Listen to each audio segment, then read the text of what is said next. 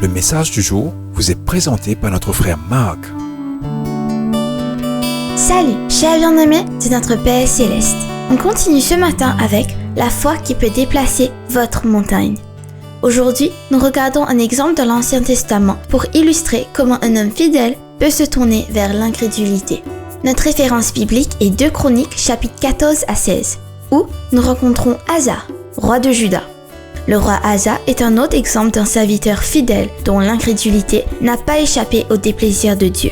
Au cours de son règne juste en Juda, Asa a anéanti l'idolâtrie, détruisant les temples païens et apportant le réveil sur la terre où il régnait. Puis, alors que le peuple profitait de la bénédiction de Dieu, une armée d'un million d'hommes venus d'Éthiopie les a envahis. Combattre une telle armée était une impossibilité totale pour Juda. Alors Asa se tourne vers le Seigneur, appelant le peuple à la prière. Contre toute attente, l'armée d'Asa remporte une grande victoire sur les envahisseurs. Bien-aimés, ce fut une si grande victoire qu'on en aurait parlé dans le monde entier si c'était à notre époque. En rentrant chez lui après la victoire, Asa a été intercepté par un prophète. Cet homme n'est pas venu féliciter Asa, mais lui donner un avertissement. Il a dit au roi: « Tant que vous dépendez du Seigneur en lui faisant entièrement confiance, vous serez bénis. Il marchera avec vous et vous donnera victoire après victoire. Mais si vous détournez de lui, faisant confiance à votre propre force, vous aurez du désordre et du chaos dans toutes les régions avoisinantes. » Bien-aimé, ce message tient toujours aujourd'hui. Asa a pris ce message à cœur et il a marché fidèlement avec le Seigneur pendant 36 ans. Pendant ce temps, Juda a été grandement béni par Dieu. C'était une époque merveilleuse et glorieuse de vivre dans ce pays.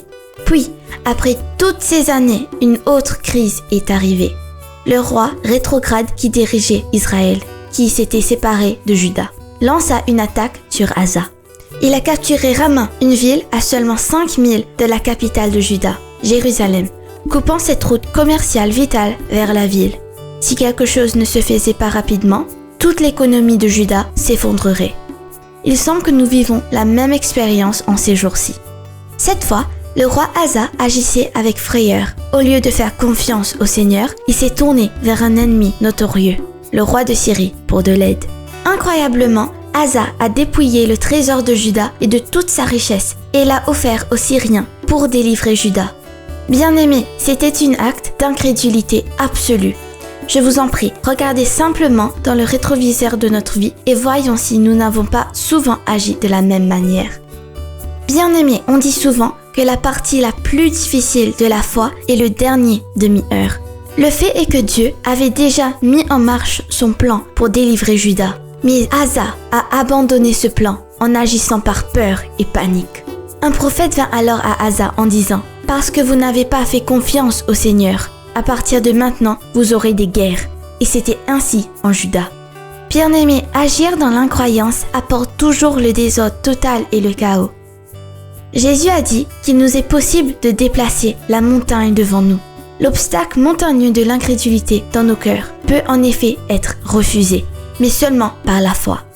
Quiconque dira à cette montagne: « Ôte-toi de là et sois jeté dans la mer », sans douter dans son cœur, mais croit que les choses qu'il dit arriveront, il le verra s'accomplir. Dans Marc 11, 23. Notez bien ces mots, bien-aimés.